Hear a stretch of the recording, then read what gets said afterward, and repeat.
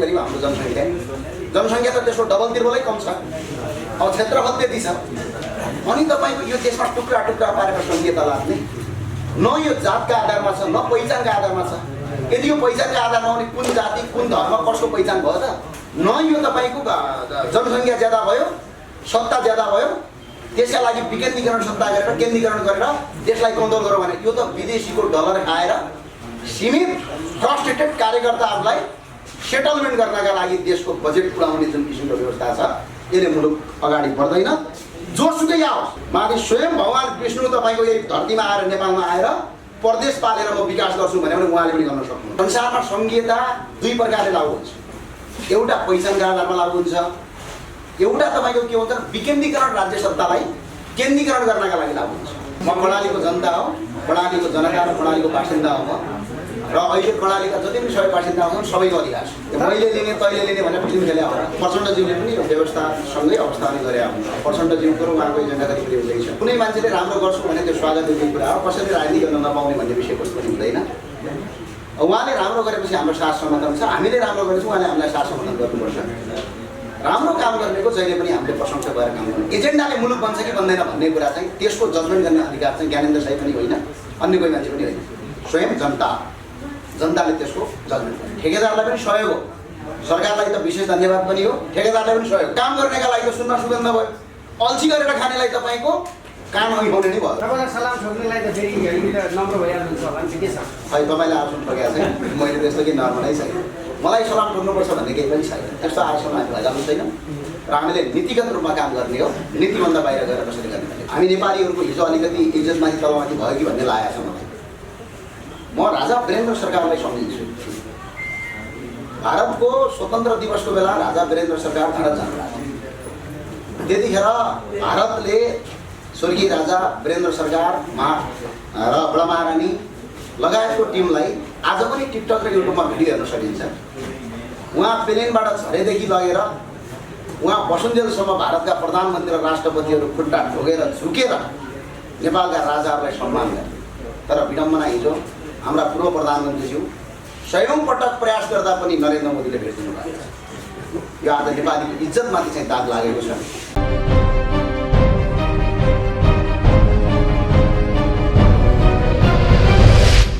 लामो समय पछाडि यो रिपोर्टर्स क्लबमा आज उपस्थिति भएका छौँ।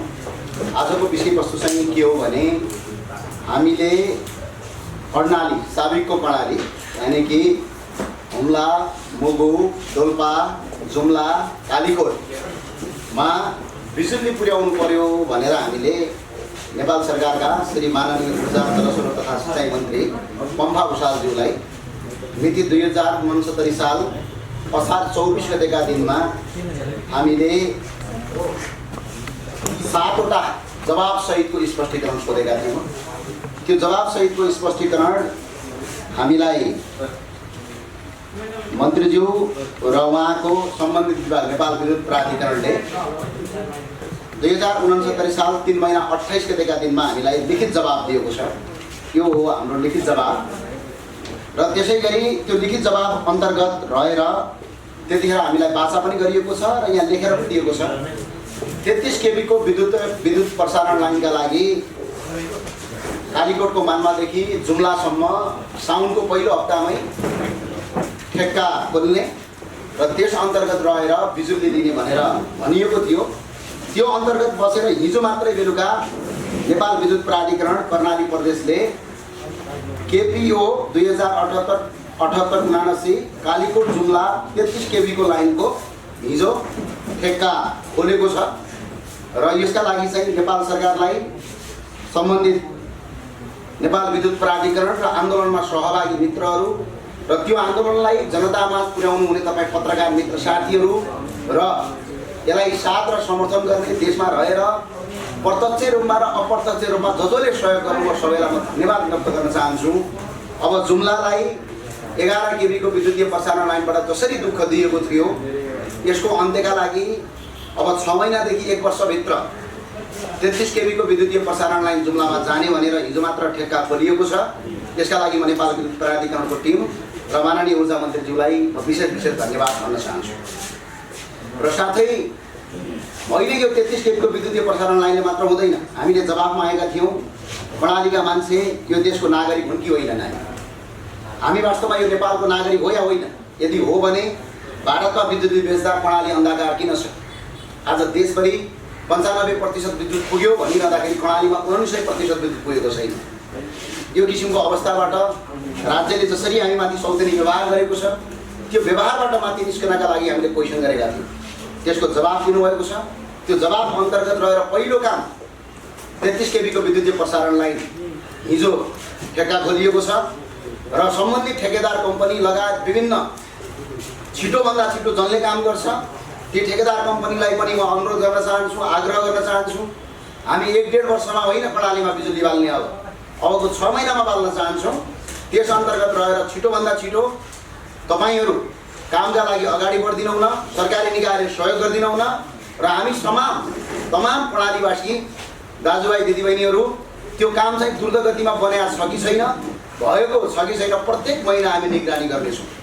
र यसका लागि र अझै हामीले प्रणालीमा 10 देखि 15 मेगावाटको बिजुली उत्पादन गर्नुपर्नेछ र प्रणाली जलस्रोतको सबैभन्दा बढी नेपालको सबभन्दा बढी जलस्रोत उत्पादन गर्ने ठाउँ हो। त्यसका लागि विद्युतीय प्रसारण लाइन चाहिन्छ।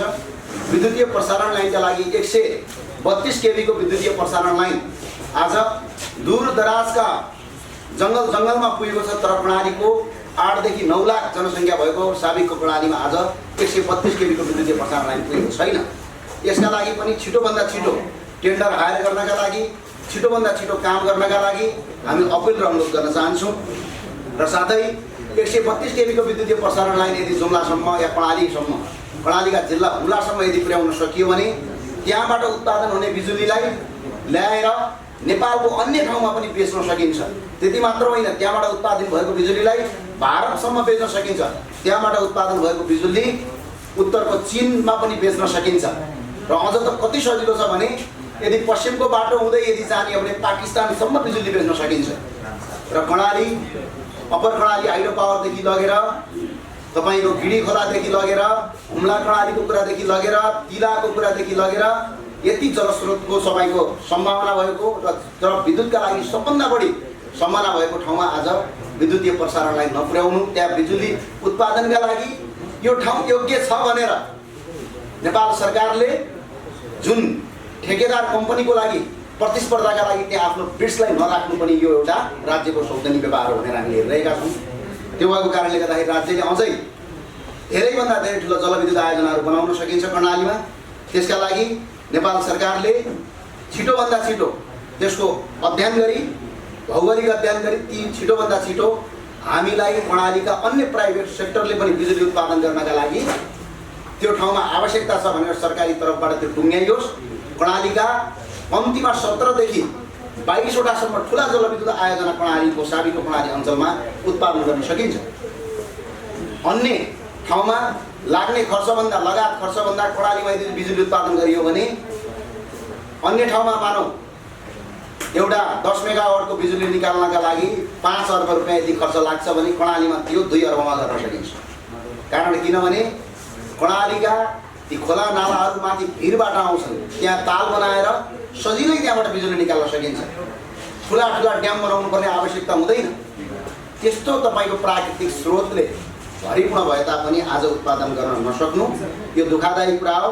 र अहिले पनि म फेरि भन्न चाहन्छु, नेपाल सरकारले अहिले जसरी Nepal electricity authority board Karnali प्रदेशले 33 केबी विद्युतीय प्रसारण लाइनका लागि कालीकोटको मान्मादेखि जुम्लासम्म हिजो ठेक्का खोलेकोमा, जनताको आवाज सुनेकोमा धन्यवाद व्यक्त गर्न चाहन्छु। अब कुनै पनि काम ढिला नगरी त्यसलाई चाँडोभन्दा चाँडो अगाडि बढाई जुम्ला, हुम्ला, मुगु, डोल्पा लगायतका दूरदराजमा बिजुली पुर्याउनुपर्छ। सिङ्गो देश लोडसेडिङ मुक्त हुँदा प्रणाली पनि लोडसेडिङ मुक्त हुन पाउनुपर्छ। हामी पनि यो देशको नागरिक हो, नेपालको नागरिक भएपछि हाम्रो जति अन्य ठाउँका नागरिकको अधिकार छ त्यति अधिकार प्रणालीका जनताको पनि हुनुपर्छ भन्ने हाम्रो मान्यता हो। त्यसका साथ आज हामीले पत्रकार सम्मेलन गरेको र अहिले पनि नेपाल सरकारलाई धन्यवाद व्यक्त गर्न चाहन्छु। हस्, जय राष्ट्रवाद। केही क्वेसन छ भने साथीहरूले गर्नुहुन्छ। त्यो बेलामा प्रणालीमा बिजुली थिएन भन्ने कुरा तपाईँलाई थाहा थियो र त्यहाँभन्दा त्यतिखेर पनि हामीले गरेका छौँ। तत्कालीन नेपाल विद्युत प्राधिकरणका महाप्रबन्धक कुलमान घिसिङलाई भेटेर हामीले त्यतिखेर त्यो काम गरेका छौँ। त्यो बेला टेन्डर खुलेर त्यतिखेर टेन्डर खोलेर हामीले त्यतिखेर टेन्डरको आह्वान पनि गरेका थियौँ। जलविद्युतका लागि अगाडि बढाइदिनुहोस् पनि भनेका थियौँ। करिब 1 वर्षभन्दा बढी भइसक्यो र त्यस पछाडि त्यो कुराको आवाजको सुनवाई नभएपछि फेरि हामी मन्त्रालयमा गयौँ र 7वटा क्वेसन हामीले राख्यौँ।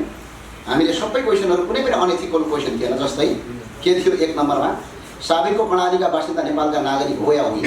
यदि हो भने देशभरि विद्युत उपलब्ध हुँदा भारतलाईसम्म विद्युत बेच्दा पनि कर्णालीमा विद्युत किन पुग्दछ?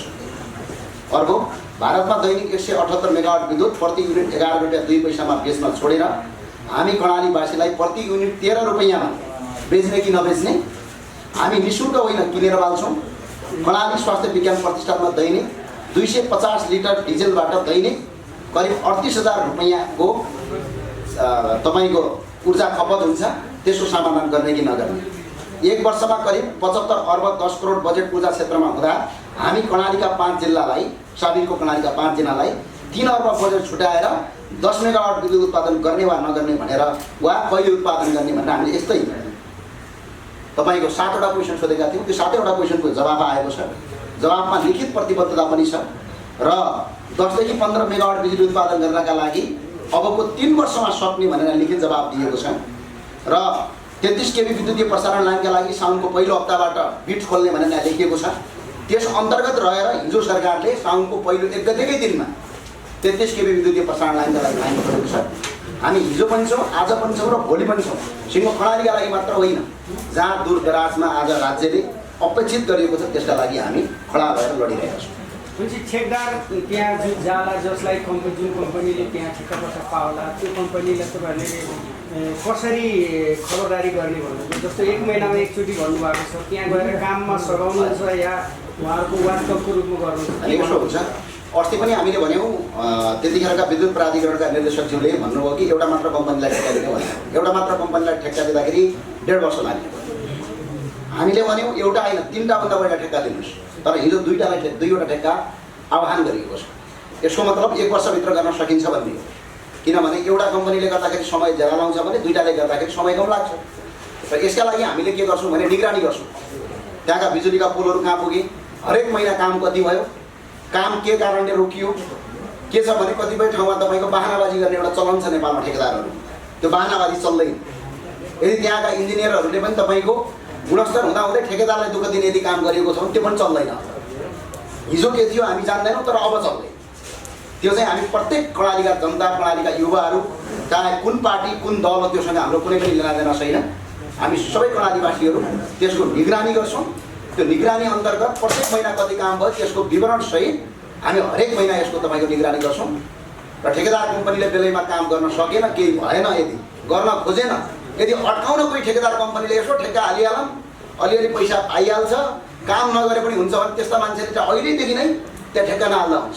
किनकि हामी छोड्नेवाला छैन। तिनीहरूले लिएको पैसाको हर्जनासहित तिनीहरूलाई कानुनी कारबाहीसहित जेल चलान गर्छौँ। यसका लागि हामीले पहिला ट्राई पनि गरिसकेका छौँ। तत्कालीन तपाईँको ठेकेदार शारदा अधिकारीजीले रोडमा तपाईँको सुनाकोटीको रोडमा त्यो नगरेपछि हामीले उहाँको पैसासम्म फिर्ता ल्याइदिएका छौँ। यदि त्यो मानिएन भने जेलसम्म जानुपर्छ भन्ने वातावरण तय गरेका छौँ। त्यो कर्णालीमा पनि हुन्छ, त्यसमा दुई मत छैन। त्यही भएर जसले काम गर्न चाहन्छ ती ठेकेदार कम्पनीले हालुन्, काम गरून्, नीतिमा बसुन्, उहाँलाई जति फाइदा खाने सरकारी रेट छ त्यति खाउन्, तर ठेक्का लिएर पार्टीको नेता र कार्यकर्ता हुन् भनेर ओहो म त प्रधानमन्त्री चिनेकै छु, प्रधानमन्त्री मेरै पार्टीका मान्छे हुन्, अर्थात् मैले यो मन्त्री चिनेकै छौँ, अर्थात् यो डिजी चिनेकै छौँ। यहाँ डिजीको पनि यही चल्नेवाला छैन। त्यहाँ यदि काम भएन भने डिजीमाथि पनि कारबाही हुन्छ। भनेपछि यो शैलीलाई सरकारलाई धन्यवाद र ठेकेदारलाई खबरदार भनेको हो। ठेकेदारलाई पनि सहयोग हो, सरकारलाई त विशेष धन्यवाद पनि हो, ठेकेदारलाई पनि सहयोग हो। काम गर्नेका लागि त सुन्न सुगन्ध भयो, अल्छी गरेर खानेलाई तपाईँको काम अघिबाउने नै भयो कि। तपाईँलाई सलाम ठोक्नेलाई त फेरि यहाँनिर नम्र भइहाल्नुहुन्छ होला नि, के छ? खै तपाईँले आसन ठोकेको छैन, मैले त्यस्तो केही नर्मलै छैन। मलाई सलाम ठोक्नुपर्छ भन्ने केही पनि छैन, त्यस्तो आसन हामी भइरहेको छैन। र हामीले नीतिगत रूपमा काम गर्ने हो, नीतिभन्दा बाहिर गएर कसरी गर्ने भन्ने कुरा। अरू केही क्वेसन छ भने साथीहरूले सोध्दा ज्ञानेश सर, हिजो अभियानमा काम गर्दा र अहिले पार्टीमा काम गर्दा सरकारलाई साँच्चीकै चुनौती आएको हो? अभियानमा काम गर्दाखेरि सुने पनि हुन्छ, नसुने पनि हुन्छ भन्ने भएको थियो होइन। पार्टीमा काम गरेपछि सुन्नै पर्छ भन्ने बाध्यता भएको छ, फरकै। र अर्को एउटा कुरा, हामी नेपालीहरूको हिजो अलिकति इज्जतमाथि तलमाथि भयो कि भन्ने लागेको छ मलाई। म राजा वीरेन्द्र सरकारलाई सम्झिन्छु। भारतको स्वतन्त्र दिवसको बेला राजा वीरेन्द्र सरकार भारत जानुभएको थियो। त्यतिखेर भारतले स्वर्गीय राजा वीरेन्द्र सरकार र ब्रह्मारानी लगायतको टिमलाई आज पनि टिकटक र युट्युबमा भिडियो हेर्न सकिन्छ। उहाँ प्लेनबाट झरेदेखि लगेर उहाँ बसुन्जेलसम्म भारतका प्रधानमन्त्री र राष्ट्रपतिहरू खुट्टा ढोगेर झुकेर नेपालका राजाहरूलाई सम्मान गरे। तर विडम्बना हिजो हाम्रा पूर्व प्रधानमन्त्रीज्यू सयौं पटक प्रयास गर्दा पनि नरेन्द्र मोदीले भेट्नु भएको छ। यो आज नेपालीको इज्जतमाथि चाहिँ दाग लागेको छ। किनभने हामीले के सोच्नु हुँदैन भने प्रचण्डमाथि अपमान गरेको भनेर सोच्नु हुँदैन। हामीले सिङ्गो नेपालका 3 करोड जनतामाथि अपमानित भएको यसले महसुस हुन्छ। यो अपमान गर्ने कसले भनेपछि प्रचण्डजी, किनभने उहाँको प्रोटोकल नै पुग्दैन, उहाँको हैसियतै पुग्दैन भने त्यति गुलामी गर्नुपर्ने आवश्यकता नै म देख्दिनँ। किनभने त्यो छर्लङ्ग देखिएको छ। हामीले पटक पटक भनेका पनि थियौँ, किनभने यो देशको इज्जतका लागि पनि राज संस्था चाहिन्छ। शासन गर्नका लागि पनि विदेशीका अगाडि छाती फुलाएर हिँड्नका लागि राज संस्था चाहिन्छ भन्ने कुरा हिजो प्रमाणित भएको छ। त्यही राजा हो, तिनै प्रधानमन्त्री हुन्, तिनै राष्ट्रपति हुन्। हिजो राजा हुँदाखेरि त्यो इन्दिरा गान्धी एयरपोर्टमा होइन, तपाईँलाई लाग्छ द्वारिका सेक्टरको पालम एयरपोर्ट भन्ने एउटा विशेष एयरपोर्ट हुन्छ भारत। पालम एयरपोर्टमा राजालाई झारेर राष्ट्रपति र प्रधानमन्त्री गेटमा उभिएर नेपालीहरूको सम्मान गर्थे भारतीय। तर आज एउटा देशको पूर्व प्रधानमन्त्री, एकपटक होइन पटक पटक पूर्व प्रधानमन्त्री, बालवाला सरकारको नेतृत्व गरिरहेको पार्टीको सहकर्मी र एउटा राष्ट्रिय पार्टीको अध्यक्ष जस्ता मान्छे भारत जाँदाखेरि प्रधानमन्त्री एउटा जब प्रधानमन्त्रीले सयौं पटक प्रयास गर्दाखेरि पनि नभेटेर फर्काउनु भनेको नेपालीको इज्जत उड्यो। अब भारतीयले नेपालीलाई त उत्तर प्रदेशका आफ्नो देशका नागरिक भन्दा पनि तल्लो स्तरको सोच्ने भयो।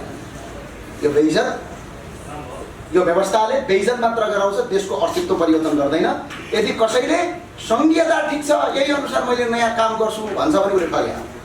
किनभने 16 अर्ब रुपियाँ कहाँबाट ल्याउने देखाइदिनुहोस्। हामी सङ्घीयतामा ठुलो बहस केही गर्न चाहन्नौँ। यो प्रदेशमा 16 खर्ब रुपियाँ पैसा खर्च भएको छ। 16 खर्ब, यो 6 वर्षमा 16 खर्ब रुपियाँ सङ्घीयतामा खर्च भएको छ। त्यो 16 खर्बको स्रोत के होला देखाइदिनुहोस्। अनि 2074 सालमा नेपालको वैदेशिक ऋण 9 खर्ब थियो, अहिले 18 खर्ब 48 अर्ब छ। 5 वर्षमा डबल भएको छ। 2065 सालमा 29 अर्ब रुपियाँ थियो हाम्रो वैदेशिक ऋण भने आज विदेशबाट ऋण ल्याउने अनि प्रदेश पाल्ने, अनि केही प्रदेशमा हामी चाहिँ नयाँ हो भन्दै जाने हो भने त्यो पैसाको स्रोत चाहिँ चाहिन्छ। स्रोत कहाँबाट ल्याउने र 16 खर्ब रुपियाँ कहाँबाट ल्याउने, सङ्घीयता चाहिन्छ भन्ने साथीहरूले त्यसको पनि जवाब दिनुहोस् न, कहाँबाट ल्याउनुहुन्छ। अहिले कर यति महँगो छ नेपालमा, अमेरिकामा 33% कर लिन्छ, सबभन्दा महँगो। नेपालमा 298% कर लिन्छ। म चाहिँ हामी कर तिरिरहेका छौँ। अझ सरकार कर बढाउने कुरा गर्छ। ल कसरी पाल्ने, ल पाल्ने देखाइदिनुहोस्। त्यसपछि हामी तपाईँको मुद्दामा है हैसिए गरौँ। होइन भने देश र जनतालाई तपाईँको ढाँट्न पाउने अधिकार कसैको पनि छैन, मुलुकलाई दुर्गतितिर लिने अधिकार कसको पनि छैन। जेलेन्स्की पनि यस्तै थिए, पपुलरै थिए के युक्रेनमा, फटाफट भोट जितेकै हुन् के अरे। तर उहाँको एउटा सामान्य मिस्टेकले गर्दा आज सिङ्गो युक्रेन ध्वस्त भयो। नेपालमा पनि त्यो अवस्था नआउला भन्न सकिन्न। बेलैमा सचेत हुन सबैलाई हार्दिक अपिल र अनुरोध पनि गर्न सक्छु। अर्को एउटा क्वेसन पनि मैले सोध्न चाहेँ। जस्तै तपाईँले प्रचण्डको कुरा गर्दै गर्दाखेरि हिजो उहाँहरूले केही सम्झौता पनि गरेको छ। जस्तै सी कालापानीले लिपेदोराको चाहिँ नक्सा सच्याउने बारे पनि कुरा गरेको छ। यो कस्तो खालको नक्सा सच्याउने कुरा होइन जस्तो छ, किनभने कसैले फेक बनाएको हुनसक्छ भन्ने छ है। किनभने त्यो आधिकारिक हो जस्तो चाहिँ अब अहिलेसम्म त्यो आधिकारिक हो भनेर प्रचण्डज्यूको सचिवालयले पनि पुष्टि गरेका छैन। त्यो कसैले फेरि त्यहाँ सिग्नेचर पनि छैन त्यसमा। अब आधिकारिक नभएको कुरो अनाधिकारिक कुरालाई उछाल्नु पर्ने चाहिँ त्यतिमा आवश्यकता छ। तपाईँको पार्टीको पनि त इतिहासबाट धेरै राम्रा नराम्रा दुईटै काम गरेको छ। त्यसमाथि पनि जस्तो अब अहिलेको त संविधानमै जसरी सङ्घीयता प्रदेश भनेर उल्लेख गरिएको छ, संविधान बोल्ने शब्द मात्रै प्रयोग गर्ने काम मात्रै भयो कि प्रदेश चाहिँदैन भन्ने कुरा हो। तपाईँहरूको खै के छ एजेन्डा ठ्याक्कै जुन हाम्रो एजेन्डा अब चुनावी माहौलमा पनि तपाईँहरू जानुहुन्छ होला। हाम्रो एजेन्डा के हो भने प्रदेश पाल्नेले स्रोत देखाइदियो। हामी प्रदेश पाल्दैनौँ, हामीलाई आउने सदनमा तपाईँको 2/3 बहुमत आउँछ भने या सरकार बनाउन सक्ने र तपाईँको संविधान सच्याउन सक्ने बहुमत जनताले दिन्छन् भने हाम्रो पहिलो निर्णय हुन्छ प्रदेश डालिन्छ। त्यसो प्रदेश चुनावमा तपाईँ भाग लिनुहुन्छ कि त्यो अब अहिलेसम्म लिने नलिने भन्ने निर्णय छ। म चाहिँ लिँदैन, म चाहिँ सङ्घीय चुनावमा लड्ने तयारीमा छु। प्रदेशमा है, प्रदेशमा चाहिँ र बाहेक तपाईँका पार्टीबाट उठ्ने यो पार्टीबाट अहिले निर्णय भएको छैन। सम्भवतः चाहिँ अहिले एउटा जबरजस्त कुरा चाहिँ उठिरहेको छ र केन्द्रीय समितिको बैठक छ, बैठकले निर्णय गर्छ। निर्णय आइसकेपछि तपाईँलाई हामी जानकारी गराउँछौँ। केन्द्र सर, अर्को क्वेसन सोधेँ मैले। राष्ट्रवादी नागरिक समाज राष्ट्रवादीहरू बाहिर चाहिँ समयबाटै राज्य स्थापना गर्नुपर्छ भनेर लाग्नु भएको छ। राष्ट्रिय प्रजातन्त्र पार्टीमा उहाँहरूलाई मिलाएर लिन सकिँदैन, के छ उपाय? मजाले मिलाएर दिन सकिन्छ, नमिलाउनु पर्ने कुनै कारणै छैन। म त भन्छु राष्ट्रवादी साथीहरू मात्र होइन, राष्ट्रवादी गर्नुपर्छ भनेर अहिले काङ्ग्रेसको भित्र एउटा क्षमा उठिराखेको छ। यो किसिमको व्यवस्था भएन भनेर हिजो काङ्ग्रेसको केन्द्रीय समितिमा कुरा उठिरहेको छ। नेकपा एमाले भित्र पनि कुरा उठिराखेको छ। माओवादीभित्रका केही साथीहरू कुरा उठाइराखेका छन्। यी सबै साथीहरू एकजुट बन्नुपर्छ र राष्ट्रवादीहरू अब चाहिँ अलग हुन आवश्यक छ, एउटा कित्तामा आउन आवश्यक छ। यसका लागि पहल कदमी गर्छौँ र हामीले मुलुकलाई अब आर्थिक रूपमा कसरी धान्ने सोच्छौँ। त्यो विदेशीको एजेन्डातिर नजाउँ। संसारमा सङ्घीयता 2 प्रकारले लागु हुन्छ।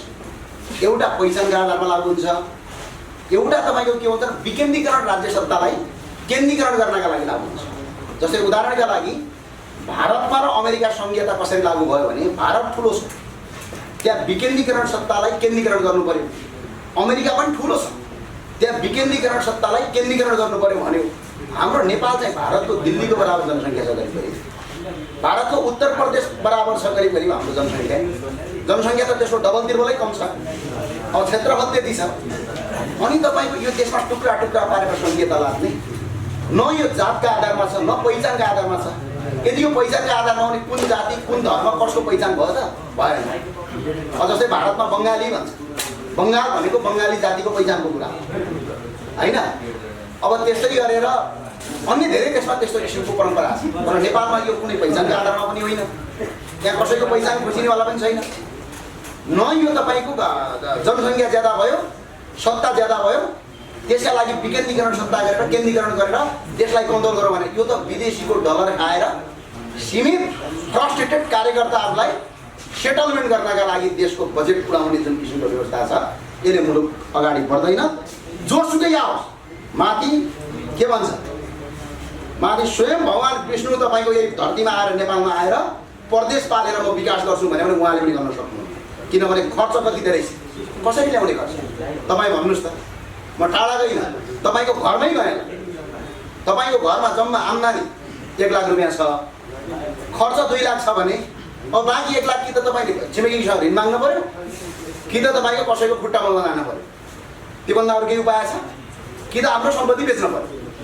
हो त्यस्तै यो देशमा पनि यो प्रदेश बोझ हो, यो सङ्घीयता बोझ हो। यो बोझ तपाईँ हामी जस्ता युवा पुस्ताले जति पाल्यौँ त्यति देश धरापमा जान्छ। अब यसलाई नै ठिक हो भनेर पछाडि हिँड्नु भनेको मूर्खता। हस्, धन्यवाद। ज्ञानीजी जस्तो प्रणाली प्रदेशमा यहाँले अहिले जो विद्युतको सक्रियता भूमिका निर्वाह गरेर अगाडि बढ्नु भएको छ, भोलिको दिनमा त्यहाँ विद्युत प्रसारण लाइन भएपछि त्यसको श्रेय आफूले लिन खोजेको हो या पार्टी? म प्रणालीको जनता हो, प्रणालीको जनता र प्रणालीको बासिन्दा हो र अहिले प्रणालीका जति पनि सबै बासिन्दा हुन् सबैको अधिकार छ र प्रणालीका बासिन्दा नभएका तपाईँ साथीहरू पनि अधिकार, किनकि तपाईँहरूले सहयोग गरिराख्नु भएको छ। मैले लिने तैँले लिने भनेर फिल्म खेले होला। हाम्रो समुदायमा कतिपय ठाउँमा यो पार्टी काङ्ग्रेसले ल्यायो भने यो पार्टीबाट ल्यायो भने राप्रपाले नलिने पनि यो पार्टीबाट हुँदै होइन। त्यहाँ हामीले विज्ञप्ति दिँदाखेरि पार्टीको लोगो प्रयोग नगरेर ल्याएको यो बिल्कुलै प्रणाली बासिएको कुरा। अरू केही छ? अन्तिम अर्को प्रश्न, जस्तै अहिले चाहिँ एकजना पत्रकार रवि लामिछानेज्यूले आफ्नो पत्रकारिता क्षेत्रलाई चाहिँ विश्राम लिएर आज जसरी एउटा राष्ट्रिय स्वतन्त्र पार्टी स्थापना गर्दै गर्दा तपाईँले पनि उहाँलाई शुभकामना दिनुभएको छ। तपाईँको पार्टीले आज धर्मनिरपेक्ष नमान्ने, सङ्घीयता नमान्ने, राजा उहाँले नमान्ने, तपाईँहरूले मान्ने जस्तै कुरामा धेरै बाजिएको छ होइन? तपाईँ उहाँको एजेन्डालाई के भन्नुहुन्छ? म व्यवस्था परिवर्तन होइन अवस्था परिवर्तन गर्न मात्र आएको भन्दै राखेर आज देश दौरामा हुनुहुन्छ। नेपाली जनताले एकचोटि प्रश्न पारिदिनुहोस्। प्रचण्डज्यूले पनि व्यवस्थासँगै अवस्था नै गरे हुनुहुन्छ। प्रचण्डज्यूको र उहाँको एजेन्डा करिब हुँदैछ होइन? अब कुनै मान्छेले राम्रो गर्छु भने त्यो स्वागत गर्ने कुरा हो। कसैले राजनीति गर्न नपाउने भन्ने विषयवस्तु पनि हुँदैन। उहाँले राम्रो गरेपछि हाम्रो साथ समर्थन छ, हामीले राम्रो गरेपछि उहाँले हामीलाई साथ समर्थन गर्नुपर्छ। राम्रो काम गर्नेको जहिले पनि हामीले प्रशंसा गरेर काम गर्नुपर्छ। स्वयं अहिले माओवादीभित्र पनि धेरै राम्रा काम गर्ने मान्छेहरू पनि छन् नि, उहाँहरू हाम्रो साथ समर्थन गर्छ। तर एजेन्डाले मुलुक बन्छ कि बन्दैन भन्ने कुरा चाहिँ त्यसको जजमेन्ट गर्ने अधिकार चाहिँ ज्ञानेन्द्र साई पनि होइन, अन्य कोही मान्छे पनि होइन, स्वयं जनताले त्यसको जजमेन्ट गर्छ।